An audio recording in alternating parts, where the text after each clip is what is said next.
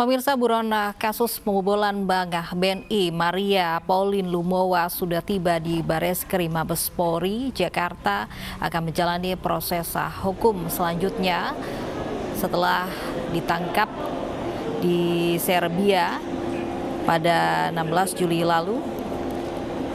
Dan saat ini rombongan dari Maria Pauline Lumowa sudah tiba di Bareskrim Mabes Polri.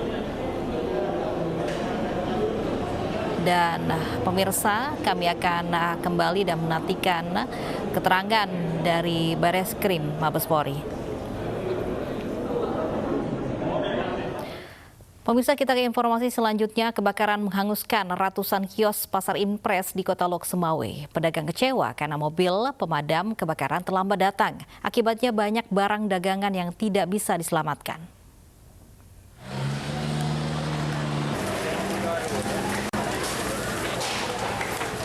Pedagang pasar impres Kota Lok Sumawe hanya bisa pasrah melihat api membakar tempat berjualan mereka. Pedagang berusaha menyelamatkan barang dagangan mereka yang tersisa. Mobil pemadam kebakaran baru tiba di lokasi setelah 1 jam api membakar pasar ini. Kebakaran yang terjadi pada pukul 2 pagi menghanguskan kios yang menjual pakaian dan sayur mayur. Sarapan? Masih juga sera nih. Berapa pintu, Pak? Saya 1 pintu. Berarti Bapak mengalami banyak kerugian, Pak? Banyak kerugian total, baru masuk barang baru masuk. Ini kondisinya habis, Pak? Habis, Pak. Total habis. Tidak bisa diselamatkan, Pak? Tidak bisa. Bapak tahunya ini terbakar kapan, Pak? Sekitar setengah jam yang lewat. Belum diketahui pasti penyebab kebakaran yang menghanguskan ratusan kios milik pedagang. Api berhasil dipadamkan 2 jam kemudian. Kerugian akibat kebakaran diperkirakan mencapai miliaran rupiah. Dari Lok Sumawe, Armia Jamil, iNews melaporkan. Di tengah pandemi COVID-19, sejumlah orang tua khawatir untuk melaksanakan imunisasi bagi anaknya. Jadwal pemberian imunisasi pun menjadi terganggu. Apakah pemberian imunisasi tetap harus dilaksanakan guna mencegah penularan berbagai penyakit? Berikut informasinya.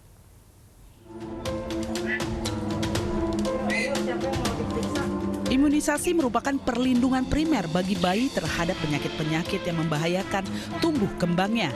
Jadwal imunisasi pun sudah disusun oleh para pakar dalam waktu-waktu tertentu. Imunisasi sebaiknya dilakukan sesuai jadwal untuk menghindari kemungkinan infeksi pada anak di sela jangka waktu tertentu. Di tengah pandemi COVID-19, kebanyakan orang tua balita merasa khawatir jika buah hatinya harus dibawa ke rumah sakit atau puskesmas untuk melakukan imunisasi. Kementerian Kesehatan tetap merekomendasikan pelaksanaan imunisasi pada anak. Berikut tips mencegah penularan virus corona saat imunisasi.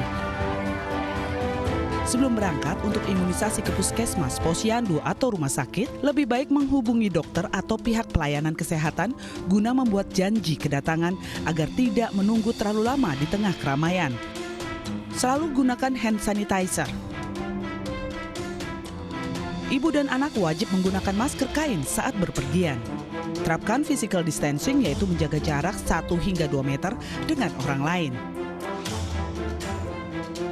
Jika anak Anda suka berlarian, tahan anak agar tidak berlarian. Segera pulang ke rumah dan usahakan untuk menghabiskan sesedikit mungkin waktu di luar rumah. Ibu dan anak harus segera mencuci tangan dengan air dan sabun serta mengganti pakaian. Dan untuk mengetahui selengkapnya sudah bersama kami ada dokter spesialis anak Muhammad Adib Mahara dan orang tua balita berusia 2 tahun 2 bulan ada Ibu Yudit Adisi. Selamat siang Bapak Ibu semuanya. Ya. Baik. Mungkin saya akan ke Ibu Yudit terlebih dahulu. Bisa diceritakan Ibu Yudit, ini Anda merasa khawatir tidak melakukan imunisasi anak-anak Ibu di tengah pandemi ini? Jelas ya Mbak ya, kalau nggak ada darurat banget, kami sangat mengurangi kunjungan ke fasilitas kesehatan terdekat. Baik, bisa diceritakan Ibu Yudit, ini anak-anak Ibu yang harus menjalani imunisasi ini berapa tahun dan memang sudah berapa kali tidak melakukan imunisasi yang memang wajib? Kalau imunisasi wajibnya sih hampir semuanya udah, tapi ada satu yang kami skip, itu yang umur harusnya 18 bulan kemarin. Itu kalau nggak salah DPT sama campak ulangan. Nah itu kita skip pas ada pandemi kemarin. Jadi belum kita imun lagi. Baik, kekhawatiran apa Ibu Yudit yang memang nggak muncul sehingga memang melewatkan banyak imunisasi untuk anak-anak Ibu? Yang jelasnya takut ketularan corona ya Mbak. Jadi kalau nggak darurat, better sih kita di rumah aja dan kalau nggak darurat banget kita nggak ke rumah sakit. Baik, mungkin untuk menjawab kekhawatiran ini Ibu Yudit sudah ada juga Dokter Adib di sini. Dokter Adib, selamat siang. Selamat siang, Mbak Lofi. Baik, Dokter Adib. Baik, selamat siang. Ini ada beberapa kekhawatiran dari ibu-ibu yang memang harus melakukan imunisasi, namun khawatir, takut begitu di tengah pandemi COVID-19 ini. Bagaimana, Dok? Ya, jadi sebenarnya kita juga harus paham terlebih dahulu bahwa di dalam kesehatan itu kita mengenal istilah preventif, promotif, dan kuratif. Nah, sekarang pada saat promotif itu kan kita memberikan edukasi tentang kesehatan. Preventif ini salah satunya adalah dengan mencegah agar tidak tertular penyakit-penyakit. Dan cara tersebut adalah imunisasi. Nah, jangan sampai anak jatuh ke dalam sakit, sehingga kita harus melakukan tindakan preventif. Nah, memang pada saat COVID seperti ini memang semua kalangan, ibu-ibu terutama pasti kan akan khawatir terhadap kondisi seperti ini. Tapi berdasarkan dari rekomendasi Ikatan Dokter Anak Indonesia serta dari Kementerian Kesehatan pun tetap menganjurkan untuk dilakukan imunisasi walaupun di tengah-tengah pandemi. Nah, ada beberapa cara untuk kita tetap aman, tetap safe istilahnya dalam proses imunisasi seperti ini. Apabila ibu khawatir untuk ke rumah sakit, sebenarnya itu bisa dilakukan dari puskesmas atau posyandu yang di daerah sekitar, tempat yang memang melakukan pelayanan tersebut. Nah, kalau di rumah sakit pun sebetulnya pada dasarnya mereka sudah menerapkan protokol-protokol untuk pencegahan infeksi. Misalnya pada pasien-pasien yang sakit dan bayi-bayi sehat yang akan dilakukan imunisasi akan diletakkan di ruangan yang terpisah, yang berbeda, sehingga untuk kekhawatiran itu pun masih bisa ditanggulangi. Kemudian sudah pasti kita harus menjaga jarak minimal 1-2 meter. Kemudian ibu harus pakai hand sanitizer, pakai masker kain minimal, dan bayi pun harus bisa, kalau misalnya bayi bisa pakai tisu atau kain atau kalau bisa face shield, itu pun bisa dilakukan untuk mencegah penularan atau dokter seperti itu. Baik, Dokter Adib. Ibu Yudit, tadi disampaikan oleh Dokter Adib begitu, ada protokol kesehatan yang sudah disiapkan oleh pihak rumah sakit begitu. Ibu-ibu yang juga akan mengimunisasi anak-anaknya bisa ke posyandu. Apakah memang sudah dilakukan, Ibu Yudit? Apanya tuh Mbak? Imunisasi. Jika memang takut ke rumah sakit, ada juga posyandu yang terdekat untuk imunisasi. Belum sih Mbak. Baik, kekhawatiran yang muncul tidak melakukan imunisasi walaupun ada posyandu yang melakukan door to door misalnya, begitu Ibu Yudit, seperti apa? Karena belum ada, kita sih ngarepinnya pemerintah bikin imunisasi door to door gitu ya, posyandu atau puskesmas keliling. Tapi karena belum ada dan sekarang di puskesmas pun itu sangat-sangat beresiko untuk kalau kita ke sana, jadi better saya hold dulu. Baik, artinya memang di sekitar tempat tinggal Ibu tidak ada imunisasi yang door to door begitu ya Bu ya? Belum ada. Baik, jika memang nanti begitu ada imunisasi yang memang door to door, apa harapan Ibu Yudit untuk imunisasi anak-anak Ibu? Kalau seandainya nanti ada sih bagus banget Mbak, karena pastinya kan banyak banget ibu-ibu yang punya kekhawatiran selain saya terkait kondisi pandemi sekarang. Jadi biar imunisasinya juga bisa terkejar dan nggak terhold terlalu lama. Tadi juga sempat disampaikan oleh dokter, sebenarnya rumah sakit juga sudah siap dengan protokol kesehatan. Apakah Ibu Yudit juga masih takut ke rumah sakit untuk imunisasi, Bu? Masih Mbak. Baik.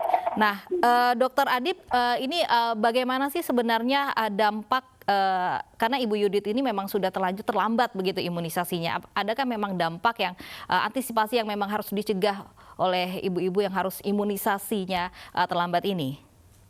Jadi gini Mbak, imunisasi kan kita bisa mencegah penyakit-penyakit yang dapat dijaga dengan imunisasi. Misalnya TBC, difteri, pertusis, tetanus, kemudian bisa juga hepatitis B dan campak. Nah, apabila pada saat pandemi seperti ini bayi-bayi dan anak-anak tidak diberikan imunisasi, yang kita khawatirkan itu adalah akan ada muncul lagi dampak wabah-wabah yang lain yang sebetulnya penyakit tersebut bisa kita cegah dengan imunisasi.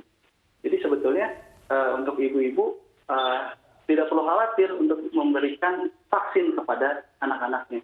So, kalaupun misalnya dia terlambat, misalnya seperti kasus Bu Yudit seperti ini, sudah 18 bulan belum vaksinasi DPT sama MR yang ulangan, boosternya, itu bisa diulang. Jadi imunisasi itu mengenal istilah catch-up immunization.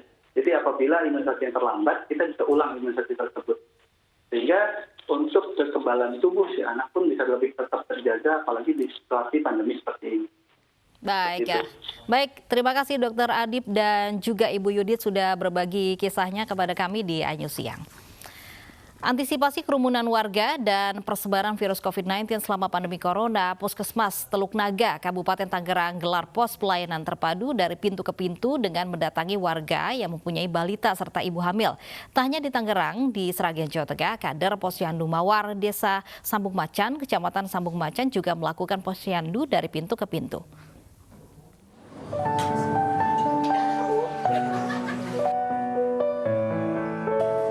Dengan mengenakan alat pelindung diri dan dikawal sejumlah kader posyandu di Desa Teluk Naga, Kabupaten Tangerang, Bidan Nurul menyisir warga yang mempunyai bayi di bawah 5 tahun untuk dicek kesehatannya.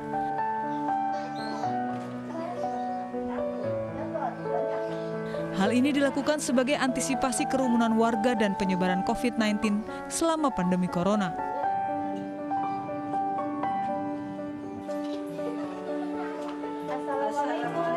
Dengan sejumlah perlengkapan kesehatan yang dikemas dalam kantong, bidan desa ini mendatangi rumah warga untuk memeriksa setiap balita. Pemeriksaan meliputi suhu badan bayi, timbangan berat badan, dan vaksinasi imunisasi dasar. Ya, biasanya kan posyandu, cuma untuk mengurangi risiko penularan virus ini, kan kita laksanakan dari rumah ke rumah sesuai dengan protokol kesehatan juga. Kita tetap memakai APD lengkap. Itu dilaksanakan oleh para bidan desa yang ada di wilayah Puskesmas Teluk Naga.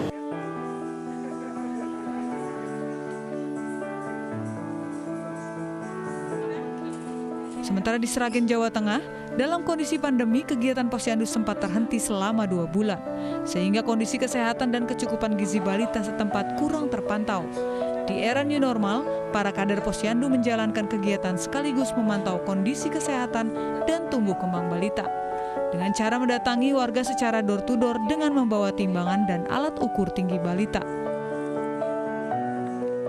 Nanti entah sampai kapan ini pandemi, jadi kalau mengumpulkan seperti biasa di posyandu kan belum diizinkan. Terus akhirnya kita rembuk bareng sama pihak desa, minta saran gimana baiknya untuk tetap memberikan PMT itu ke balita, supaya PMT itu dapat tambahan gizi. Warga mendukung gerakan para kader posyandu ini dan berharap ke depannya posyandu keliling ini akan terus ada sampai pandemi corona berakhir.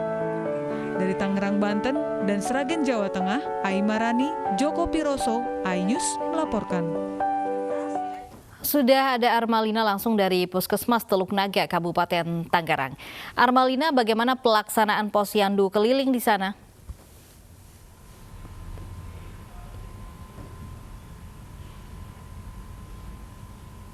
Ya, Lovi dan juga pemirsa, selama masa pandemi COVID-19 ini sejumlah kegiatan terpaksa harus dibatasi untuk menghindari adanya kerumunan. Nah, salah satunya ini adalah kegiatan yang biasa dilakukan oleh pihak posyandu di suatu wilayah untuk melakukan imunisasi anak di bawah usia 5 tahun. Nah, inovasi dilakukan di Desa Teluk Naga, Kabupaten Tangerang, Banten untuk tetap melakukan imunisasi, yaitu dilakukannya imunisasi door to door ataupun secara langsung menghampiri ke rumah warga warga yang memiliki balita di usia di bawah 5 tahun. Dan untuk mengetahui lebih lengkapnya bagaimana protokol kesehatan yang dilakukan oleh Puskesmas dari Desa Teluk Naga ini, saat ini saya sudah bersama dengan Kepala Puskesmas Teluk Naga, Ibu Dr. Gigi Husna Meyanti. Selamat siang, Ibu. Ya. Ibu, ini kan untuk tetap menjalani imunisasi yang berada di Desa Teluk Naga ini akhirnya melakukan door to door ataupun mendatangi secara langsung ke rumah warga yang memiliki balita di usia bawah 5 tahun. Ini protokol kesehatannya seperti apa dan akhirnya memilih layanan kesehatan door to door ini, Bu? Selama pandemi ini, karena terus adanya PSBB, kita pelaksanaan posyandu yang mestinya di setiap desa itu ada, kita laksanakan dengan door to door atau sweeping ke rumah-rumah yang punya balita yang memang seharusnya udah jadwal imunisasinya sudah terjadwal. Selama ini apakah ada hambatan, Bu, untuk melakukan imunisasi, mendatangi secara langsung ke rumah warga? Awalnya kita kan dimulai waktu itu bulan April ya, karena pembatasannya. Nah di situ awalnya sih dari pihak desa, cuma setelah kita beri pengertian bahwa balita itu jangan sampai memang sudah waktunya diimunisasi, terus lewat, nanti setelah pandemi COVID-19 ini berlalu, timbul nanti masalah baru dengan penyakit baru. Makanya kita pelaksanaan itu door to door di 7 desa di wilayah Puskesmas Teluk Naga. Terima kasih ya, Bu ya. Ya, Lofi, untuk kegiatan imunisasi secara door to door atau mendatangi secara langsung ke rumah warga yang memiliki balita di bawah usia 5 tahun ini juga cukup membantu bagi warga Desa Teluk Naga, Kabupaten Tangerang di masa pandemi COVID-19 ini, di mana mereka saat ini masih belum bisa keluar rumah ataupun masih takut untuk berada di luar rumah. Lofi. Terima kasih Armalina melaporkan langsung dari Tangerang, Banten. Dan pemirsa News Siang masih akan kembali usai jeda. Tetaplah bersama kami.